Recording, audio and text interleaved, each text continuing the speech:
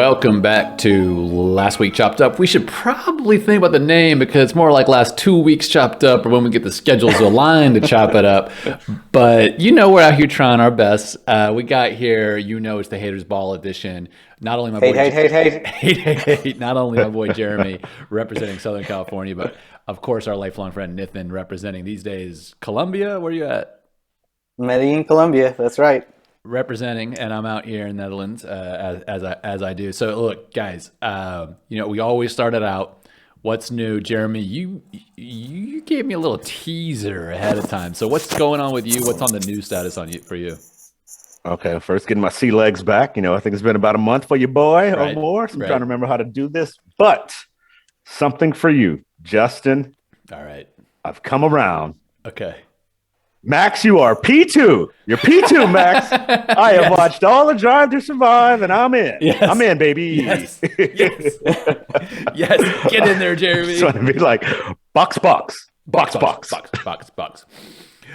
So yeah, man, I love Gunther Steiner. That's my guy. Yep. So I've come around on that and watching that show. I went to the Long Beach Grand Prix, so saw some IndyCar. Love it. Yeah. Love it. So yeah, man, I'm picking up on the sport, listening to a couple F1 pods. Right. Can't always make this get up at 7 or 6 a.m. on a Sunday to watch cars go around the track. I'm not quite there yet, but I'm paying some attention. I know we got Charles Leclerc doing his thing. Well, we got the Miami GP in a week and a half, so return to U.S. soil, which should be really cool. And of course, we have Las Vegas next year and Austin this year as well. So that's awesome, Jeremy. Get in there, Jeremy Holmes. Love to hear it. Why not? And Gunther, the Haas team principal, is to me my favorite person on the show by far, because I think we've all experienced running teams where it's not always working great and you're not always winning and you just have to retain a positive attitude and just move forward. And I see him, I'm like, you're my spirit animal. So that's awesome. I do love it. Just this is effing madness. He's like, I can't stand this anymore. That's awesome. Nithin, are you into Drive to Survive or F1 yet? Or are you still, are just following? I'm not. To be honest, the first 30 seconds of whatever Jeremy was talking about could have been in Dutch for all. So no, I'm not. But I think as a Saturday morning type, chill, wake up and watch some races. That could hit the spot. I don't know. We'll see. Check it out. I could check it out. The cool thing is It's like reality television for men, basically. It's an hour and a half race. It's the radios. It's the storylines. It really is when it was just racing. It's like, the race can be boring, but if you're invested in the personalities, Nithin, that's where the payoff comes from. So give it a shot. Jeremy, it took about a year on the podcast. I was like, you see this? He's like, don't talk about this. Did you see this? So, all right, Jeremy, love that one. Yep. Nithin, anything new for you out there that's on the same level of following Formula One? No, I mean, I'm trying to get into the Latin dance scene out here. So we'll see, the bachata. I might take some bachata lessons. In the meantime, I'm probably just going to have to save my dancing to be, dancing on the graves of some of these NBA players who just took a big L and are gone fishing. But yeah, just going... You could become a Latin dancer. This is my man Nithin. Jeremy, I'll tell you, one time Nithin and I were texting, and he was like, hey, we gotta talk this week, because next week I'm on vacation. And I'm like, bro, what is it that you do here? Let's have that conversation. I thought you were on vacation. I mean, you did a startup. I respect you. You did a startup for 12 years. You did your thing. You sold. You're doing your thing. But that terminology, my friend. So Nithin's like, I'm taking up Latin dancing. We're like, awesome, bro. Well, you got to have a vacation from the vacation sometimes. Evidently, bro's out here. I'm in the islands. Colombia has islands in the Caribbean. I'm like, I did not know that, but apparently you're taking full advantage. So, well, let's talk about them dancing. I knew that one because I had to try that myself. Great time leaving Cartagena, going out to some of the islands. I did not know that. Well, there you go. Look at y'all, cultured individuals. Let's talk about. Okay, you had the lead in. Last Haters Ball edition. Nithin, you said one of the best quotes on the podcast ever, which is, I hope they both teams get worse, the Sixers and the Nets, from the Simmons Harden trade. And it looks like maybe you were right. So the Nets have been, swept, and they're out. Yes. Simmons unceremoniously. Simmons swept. Simmons didn't play a ball game for the Nets. He just sat with silly outfits. So what's your take? Well, he didn't even sit on the bench the last game. He wasn't even present because he couldn't even take that pressure. So, yeah, I mean, you could tell the beef was. I think it's happening with the Nets because the organization was trying to leak out, different stories about how Ben might come back Game 3, even Game 4, which is completely insane. That's on them for even trying that type of shenanigans. But it's clear that Ben is not driven to play basketball. I don't think that's controversial to say anymore because I don't think so. He's not making a big effort to come back on the court, and the longer he just keeps doing this, the harder it is going to be to come back. You don't just you don't get back in the swing of things if you just take 2 years and stuff like that. So maybe that's a little hitting a little close to home. Maybe I can speak from experience there. So, but yeah, I just think it's clear that the Nets did get worse because no one was talking about the Nets, getting bounced in the first round, swept, and having to play a play-in tournament to even make the playoffs. So I think that was, a no-brainer. And I think it just also shows that the leadership there's a big vacuum, right? You can't just have super teams when you don't have some level of leadership. And I don't think that Ben coming back next year is gonna be that great of a look for that team. It's in turmoil right now, so they clearly got worse. And James on the other side, he just keeps putting up uninspired efforts one time after another in the playoffs. And I think, he used to have a lot more cover to say he didn't have people around him. It was his team. He had to do too much.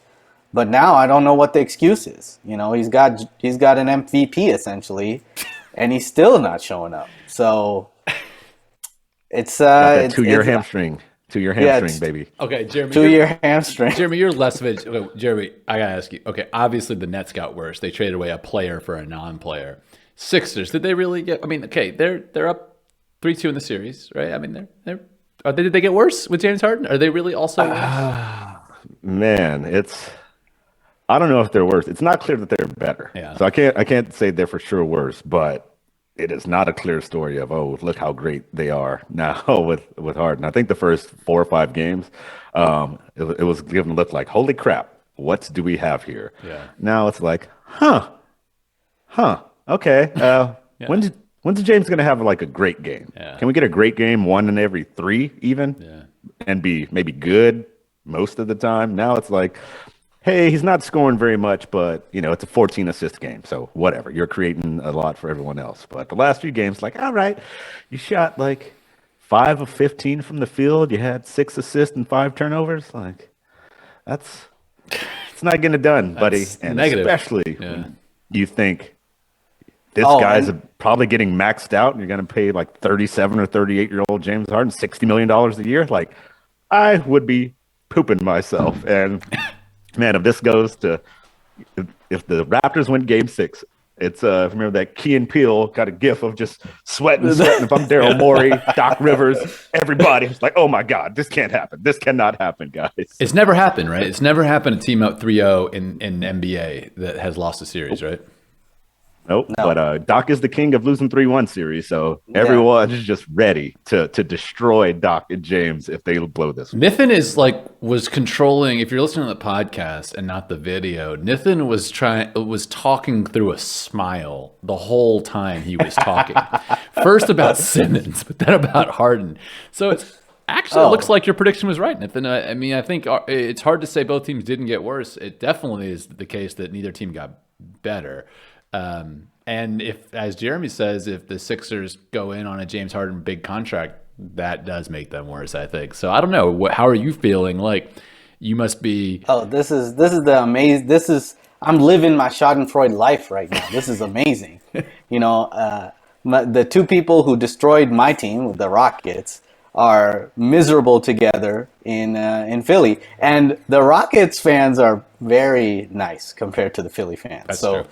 if they lose this one, I don't even know how they're going to deal with the fans, because they were booing Harden in Philly when he made some very uninspired passes and didn't look like he was really participating at a high level.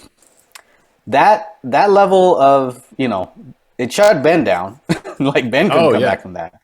I don't think that Harden really cares. No. So that's not going to affect him mentally. But it's just fun to watch him get some of the criticism that I think some of these soft fans in Houston weren't doing. The fans in Houston were talking about, we got to give him his roses and hope he wins and this and that.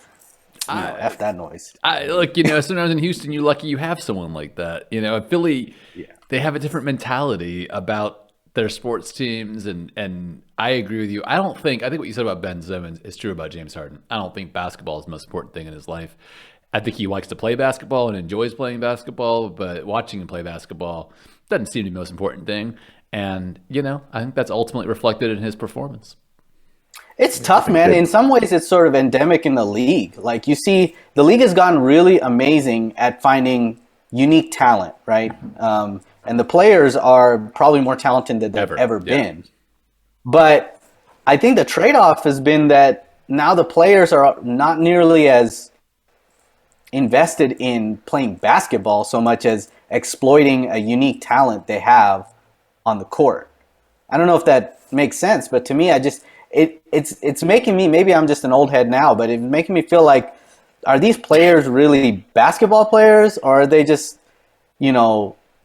some sort of unicorn that has one skill set that they exploit for $50 million a year? I don't know. Jeremy, what do you think? I don't know. Yeah, I mean, I think both the guys like the cheese. Say whatever you want about James. James looks to be interested in playing basketball, so he's got a he's playing the ball on Ben's, right? Like, okay, baby's not in shape, but he's had 8 years of no matter how much partying I'm doing, I am showing up, I'm playing 40 minutes and giving you stats. He is playing time. Yeah. Hey, he's over 12 or 13 years now. Ben's year 5. Yeah. So that's true. Say whatever you want about Harden. He's first ballot MVP today. 100%. I mean, first ballot Hall of Famer today. Right? 100%. Do nothing else. Who cares? You're going in. 100%. So I just think it's very different. But I think this is a bit of a player empowerment sort of stuff, and I think the rest of the players are going to hate what the governors try to negotiate in the next collective bargaining agreement, because they're going to say, all right, Ben Simmons destroyed it for everything for you guys. We're negotiating very hard. You are going to have to play basketball. There's none of this sitting on the sidelines getting checked. The fact that he filed a grievance is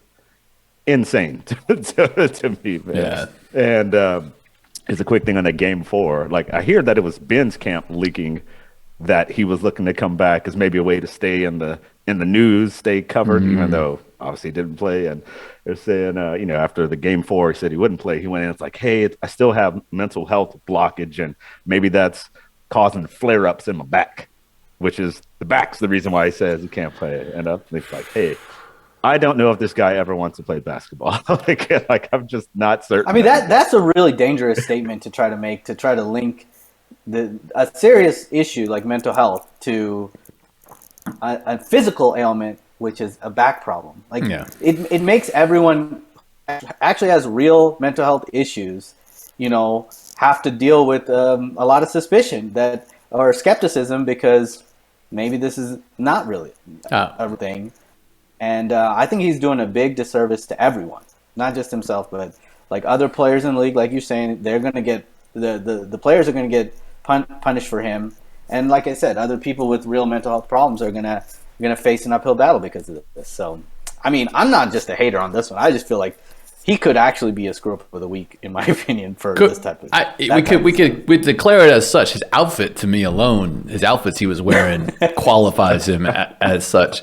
Nithin, the point you make about players becoming more specialists, to me, it's a consequence of advanced analytics. We understand what certain guys can do, and you go to more specialization, right? And I don't want to be that old head that's saying back when we played, guys knew how to play the game, and because obviously they're way better today, but there is more specialization, and we might be selecting more on the specialization characteristics than some of the psychological characteristics, and that's just a reality. And I think it's a reality in all forms of sports. The teams are getting better by doing this, but they're getting less complete individuals.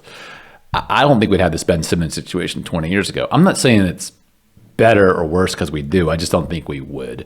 It's a really odd situation to me. But yeah, we can give him the screw up with the week, the outfit, plus the fact that he didn't play basketball and everything that he's done. So pride of Australia, Ben Simmons, you get it.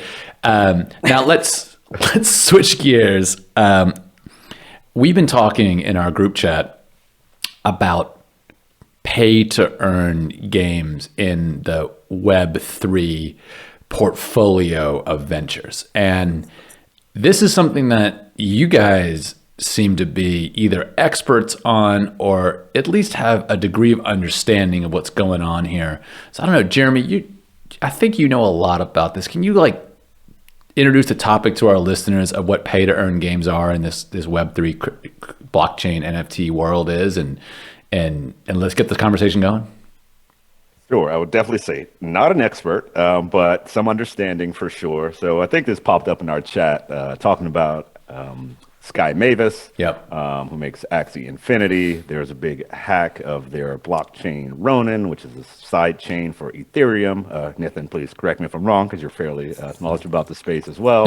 But it's another story, a $650 million at the time hack of their bridge, which is taking one chain and getting your coins to go to another chain, right? So these are kind of distinct chains. And that's kind of been the most hacked thing as of late, is attacking these bridges. So that's kind of what bubbled this up. Now, play to earn itself, originally, and maybe still now, was kind of, hey, y'all play this game. We've got a tokenomics, a coin which has its own value, right? You play this, ultimately we'll pay some out. I would say in more free-to-play gaming, we'd say this is your mix of soft and hard currency. Soft currency is usually the quote-unquote free one, the one that's easier to attain.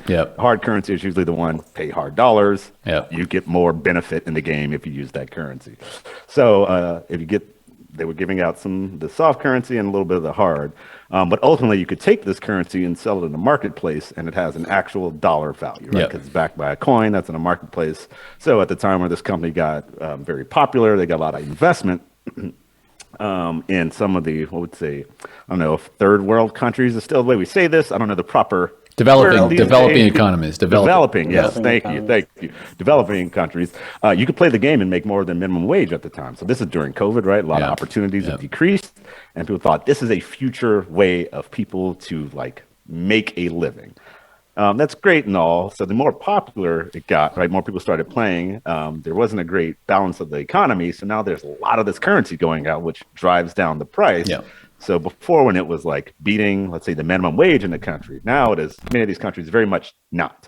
So they're seeing lack of growth because if you're playing to earn, that means that you're kind of sort of thinking as a job, or just what sort of value I can abstract from this game, which, you think of, hey, should I do that or go work at a retail store or go deliver pizzas or whatever, right? It's a job.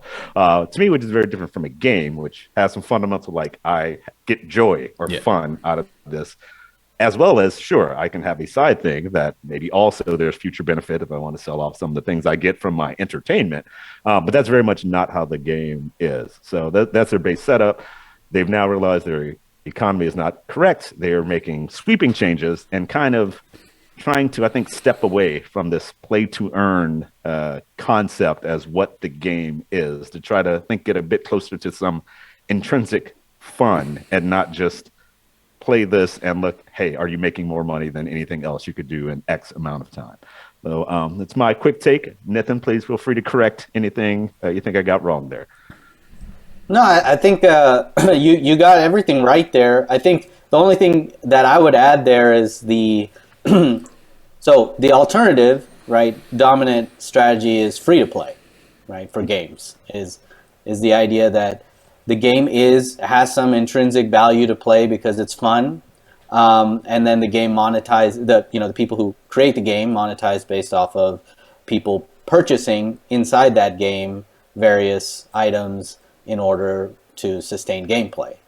And in those models, in contrast, you normally see a smallish group of people as a percentage, spending most of the money on the game in order for that game to continue to grow and be developed, and subsidizing a larger base of free-to-play players. And so I think the question is there space for another type of model, which is in this case play to earn model, in which instead of having maybe the smaller group of people who are spending on the game subsidized free to play, you have everyone participating. In some cases, you're exploiting or arbitraging, maybe is a better word, the various currency differences across the world, so that the groups of players who are creating lots of hours of gameplay to unlock various items can then sell those items to others who would rather just pay for them with hard currency. So in some ways, I think it's an interesting dynamic in that you can see how some people see the game as a job, like you were talking about, because they're just trying to get value that they can sell, and other people see the game as more of the fun aspect, and maybe they don't have to pay as much because the economics of the system works in a way where the trade is exploiting some of the arbitrage between currencies. But like you said, I think what these early examples of Axie Infinity or others are seeing is that this is very complicated and it's not very easy to get it right. And if you have small instabilities in terms of the amount of money going in and out in hard currency versus tokenomics, you're going to get a destabilization event that could ultimately crush the game very quickly. But so Nithin, I guess where I get, I got the economics background, so I got to think about the economic system. So there's two ideas going on. First, in an economic system, if I do work and get paid, if that work has no actual value, then how the fact that I'm being paid needs to be linked to something else, right? So I'm doing work on your game. You could easily just surface those unlocks by programming and sell them, right? So there's some work that I'm doing that's fundamentally useless that you're compensating me for. So there's got to be some reason you're doing that. I miss that. It's sort of like waiting in a line, right? If you have a scarcity, you have to build scarcity into your games, no matter what, just like anything else, right? Whether it's free to play or. But the scarcity is built into the games, but it can be built in a way that's centrally controlled. If you want to unlock, you pay me, or it can be built in a way that's decentrally controlled. Other people can unlock and sell it. The thing is, ultimately, usually the efficient solution is. So I'll give you a super simple example, and I think it captures everything. Imagine you have airports, TSA, and you're waiting in line, right? So you could theoretically imagine line swapping is legal. So I could just go to the airport and wait in a long line and then raise a sign saying you could have my spot for $20. And someone would say, super, you've done work, you've waited. I will take your position for $20. I then go back to the line, wait again. And by a standard economic construct, this is a utility enhancing event. My time as the line waiter, can earn more than my opportunity cost of time. So it's whoever took my spot values their time more highly than I do. It's a gain of trade. You could write that in economics, a gain of trade. But of course, what does the airport do? The airport says, hold on a second. Why would these random people be making money off our situation? Let's create the fast track line, create a premium payment for that line. And, now line swapping is now illegal. Close the market and pay directly for the fast track because there is an economic value. So usually it's sort of in reverse. Usually you see in decentralized economies, people doing useless work. So waiting in that line in some sense useless. I've added no value to the economy. I've just exploited a loophole. the loophole closing is saying that's not loud. Here's the fast track line. It costs $20. So normally loopholes are closed and centralized. Here we're seeing it decentralized, but it's falling apart because it lacks the fundamental. This is unnecessary. The work is unnecessary ultimately. So why would you not be better off closing, unless you believed in setting up some decentralized economy in a gaming ecosystem and you said, I'll step back and that's my value proposition. But I'm not saying that that's illogical. It just seems to me, like you said, to be hard to beat the free-to-play alternatives that you essentially control this, right? So, like, I don't know. It seems like if you were running an airport, would you run the model of $20 to skip the line, I run it, or would you run the model of anyone can wait in line and raise the hand? And that's sort of what this model is, right? If simplified, why would you run the decentralized model once you have the insight? I don't know. That's my question. Well, I think that early on, the idea was that you run the decentralized model because you get 100 million Filipinos playing the game, which then gets you investment from Sequoia. Does it get you data to develop your game? It gets you investment, so it's just investment initially. I think a lot of this stuff is largely about trying to get stats, which then you turn around and try to get more, and you just keep putting out the promise that eventually you'll figure it out in terms of all of the problems you just talked about, where an airport model where people are just raising their hands is essentially chaos, and it's not very good relative to the standard competition. Okay. I agree with you in general. Like the current iterations of play to earn are essentially that. You know, a lot of people doing make work or work that is really, really painful and in some ways unethical, right? Like you think about a poor Filipino person sitting there and grinding on this game just to get, like, you know, some item. They have no interest in the game. They don't enjoy it. And, you know, person in the US quickly swoops in and buys that at a cheap cost to them. And it also undermines the whole idea of, like, what is the game about then, right? How much joy is this person getting from? Doesn't seem like a game at all in that description. Exploiting currency differences. In a pre-play to earn world, the term gold farmer was the thing used very much. Very similar, low cost of living places, grind out stuff, get a currency in, let's say, World of Warcraft, gold, sell it off to other people in the US who are like, oh, more money than time. Thanks, guys, for grinding this out for me.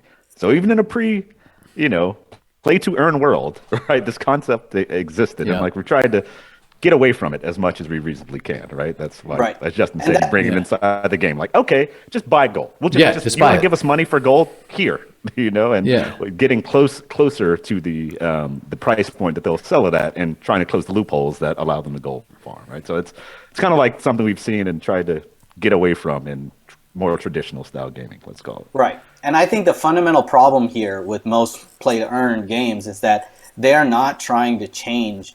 They're not trying to compete in a space that they have any advantage, right? So why would you compete directly with the exact same core game mechanics where it's just gold, when there is a better centralized economy out there and those things are better? But I do think that if you start having more mechanics within a game in which people can actually do different things that are of interest, instead of just doing something that's not very interesting, like you said, gold farming, and then just trading it, and then, that can easily be replicated, then I think there are some opportunities. To be honest, I'm not sure, though. I think the jury's still very much out. I think it's going to take a lot more in terms of the tech getting better, because, like, even we started the whole conversation based on an exploit. The problems with a lot of these chains is that they're not interoperable, so you can't really get very complicated when all you can do is control your own chain and your own game. Mm-hmm. I think there's some bigger opportunities that a lot of these VCs are seeing when they look at fully interoperable, thriving, multiple economies that can trade with each other. Then you might start seeing some interesting like divisions of labor and, like, essentially real economies that are happening because you have multiple different worlds interacting with each other, which is sort of like this grand vision for what decentralized gaming could be. But because right now, you just really can't jump from World of Warcraft to Fortnite, and like there's not a lot of interoperability there. And so the promise is that you start seeing those type of things, maybe you can really have the opportunity to see a division of labor and trade economy flourish.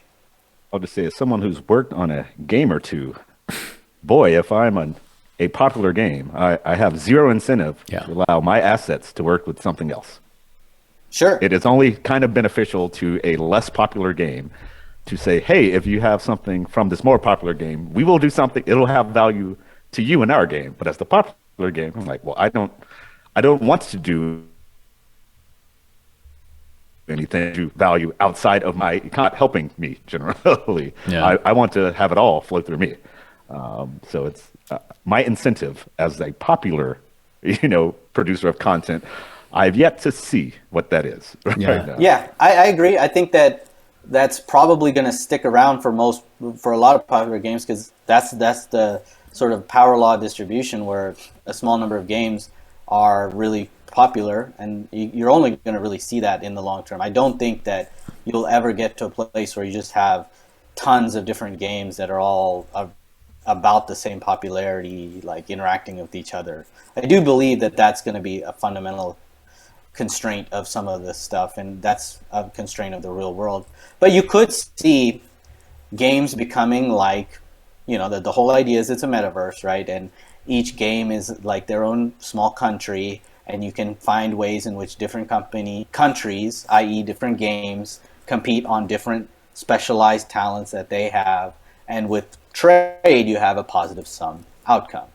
That is the theoretical like I said, grand vision of this. I think you have some serious challenges right now, like because of the limitations of the technology as well as the limitations of the these power law facts of life. It's a different limitation to me, but it's that forming a closed economy is like forming an ecosystem in a jar that actually is self-sustaining. Everyone thinks they can grow a plant, so they have a closed ecosystem, but they don't. They don't have a water cycle. They don't have all this stuff, right? And so to actually, like, economies are wildly impressive if you look at them in an abstract sense. But why they're less impressive is that people have a need to survive, eat, clean themselves, have running water, all of these things that is so fundamental that they're essentially driven to make it all work out. And it's been working out. We've had what resemble modern economies for 2,500 years or so. Without that, it requires a lot of balancing, a lot of parameters. So like your idea of like free to play and the subsidizing set of people buying things, you just similarly in this pay to earn game, that balance is very delicate. And as soon as it gets out of balance, you have hyperinflation.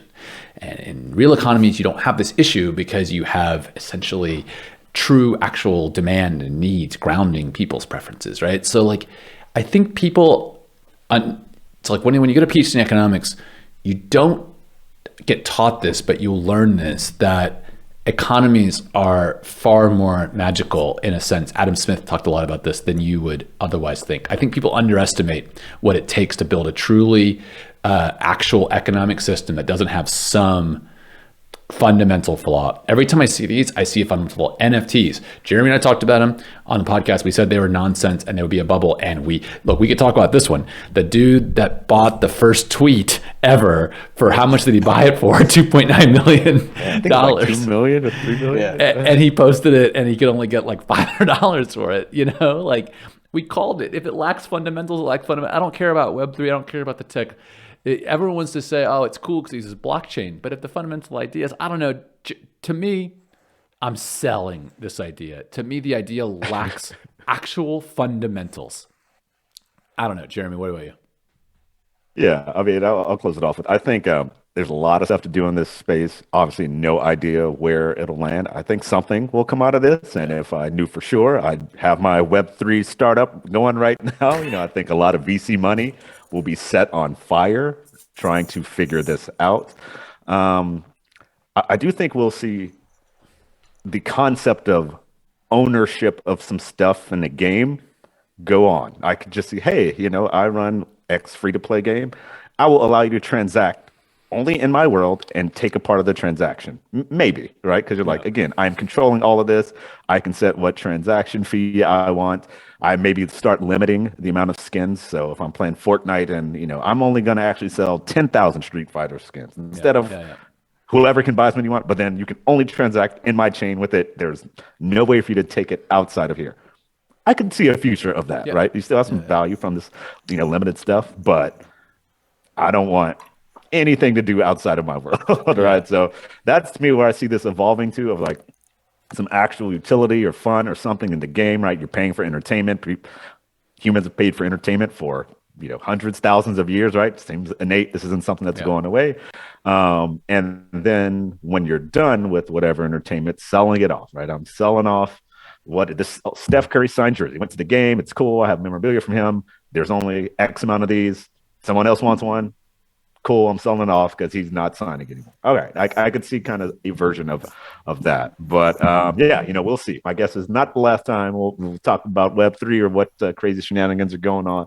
But guys, before we got here, we got to talk about Elon buying Twitter. We got to do this. We wouldn't be us if we don't talk about that. Yeah. So, Justin, you've been kind of playing host here. What are your thoughts on Elon Musk buying Twitter, taking it private? Yeah, I was saddened by the news.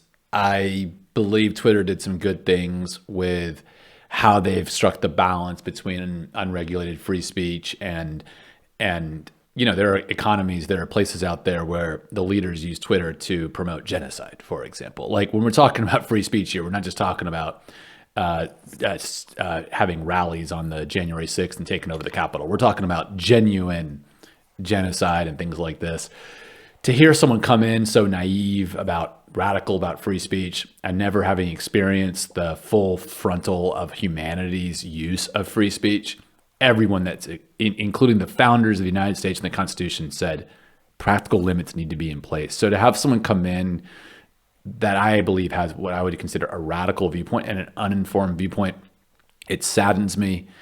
$46 billion seems like a relatively small price tag to pay for the influence it could wield, given he has let's say $1 trillion in the bank. So I think it got me thinking on the role of public ownership of communication platforms, but there's no easy solution there. I was saddened by it ultimately, and I think the guy is an absolute clown that I would wish would go away. So I couldn't be more disappointed by it. But I understand the board's decision because they were faced with a very difficult situation where if they didn't take the offer, they could face lawsuits. So they were kind of in a place where capitalism and capitalistic principles said that they should take the deal. So hopefully when he sees the reality of unregulated free speech in truth, his viewpoints will change. He'll lose interest and just kind of evaporate away. It's hard to be CEO of three companies. So I'm hopeful that his interest levels will wane and we won't see the negative consequences of some of the ideas he's put out there. But that's me. Nithin, maybe you have a different perspective. What do you think? I don't agree on the in the sense that this is like some sort of tragedy in terms of him buying a fairly small, social media footprint, right? I think it's like 200 million people or something, 300 million people. They're not daily active users. But is that an accurate representation of the impact of the platform, given how much it's quoted in news sources and so forth like that? If you look at the actual effective reach of Twitter, are the active users a fair representation?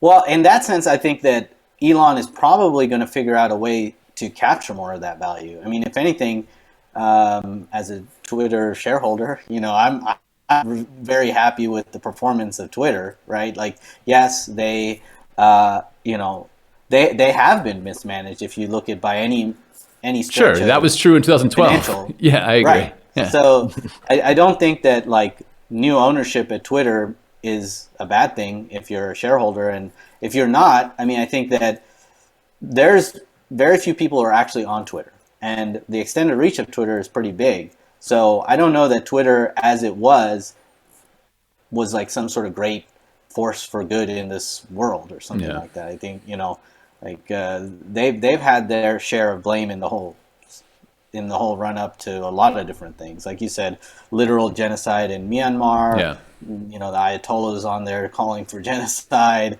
Lots of various despotic leaders, as well as not necessarily those levels of violations, but just harassment, bots, a lot of those things. And I think, if anything, at least having a motivated owner of the company who's going to clean house and decide, let's take a direction for this company, is better than the sort of wasting away approach that it had been going on. And he talked specifically about, I do agree his views are naive in the TED Talk that he put out there.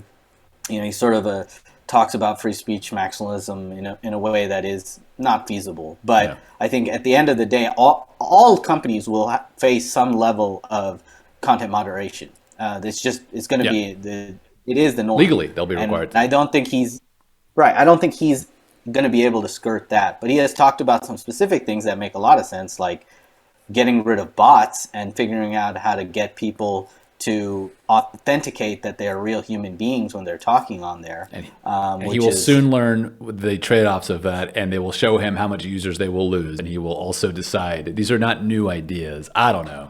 To me, he's got a lot of naive ideas. They're not new ideas, but starting to do them makes a difference than not. Well, as a Twitter shithole, you just get your payout and walk away.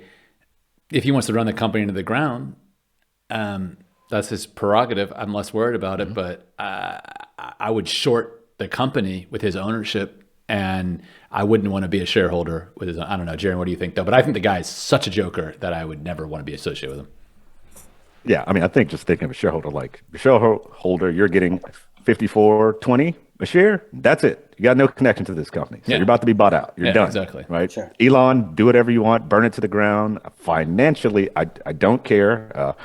Kind of would like to see it go down because he's buying this on margin and he's trying to not have to sell a lot of these Tesla shares, and would love to see the impact on Tesla if Twitter starts to go down or he gets behind and needs to make, these massive payments on this loan he's getting.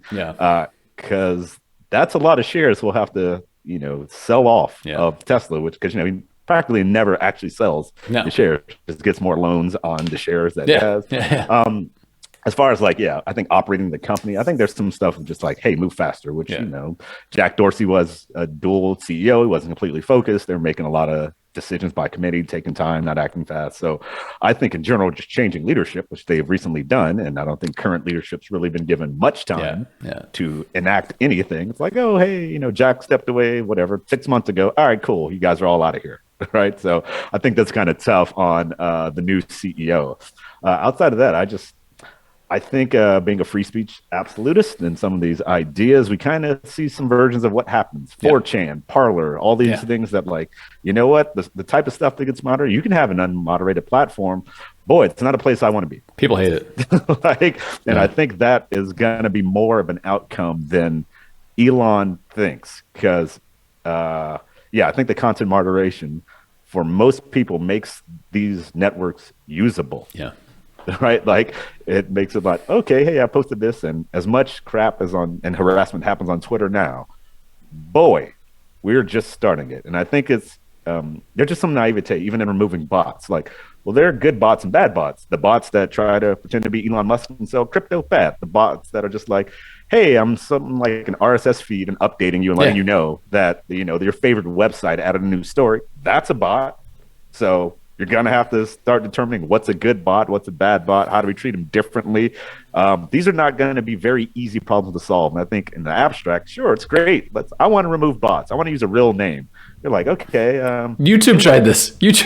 They rolled it back. The real name stuff hasn't worked out for a lot of platforms. And, anonymity has benefits, right? You can talk about things that you can if everyone goes like, oh, hey, I know it's you work in Microsoft. I can't believe you're saying this, you're fired. That's what LinkedIn is. It already exists. But I'd rather the guy clearly has a lot of warts, but he also has made some stuff happen that most people would not have considered possible, right? With Tesla, with self-driving, with SpaceX, with engineering, and he takes on bold challenges. And he's openly said his biggest. He thinks the biggest thing that Tesla will ever do is solve general intelligence problems with AI for self-driving, and he sees application of that everywhere. So, I mean, look, most of it's smoke. Let's say 99% of what he promises is smoke. Even delivering 1% on,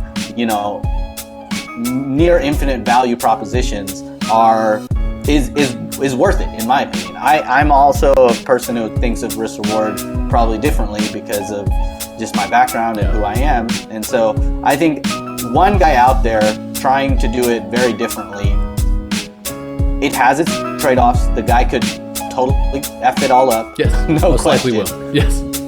And most of the time when you take on crazy challenges, you're not going to succeed. But I don't think that Twitter blowing up because this guy made some crazy decisions is going to make that big of a difference for the world. I just think another tech platform's gonna hey, we're just gonna do the Twitter stuff on our platform. I'm sympathetic cool. Come over here, guys. Yeah, I'm sympathetic to that. You've convinced me that it matters a little less. I think it will crash and burn. I think he's an idiot. He's a good engineer, bad understander of humanity, and absolute juvenile. And I dislike him as much as I dislike any literal almost any human on the planet. I think he's distasteful, so I'm biased against him. I predict he'll crash and burn. He's naive, doesn't know what he's doing. Crash and burn. Love to see him have to sell Tesla stock. Would love to see it happen. He's the Ben Simmons of my world. So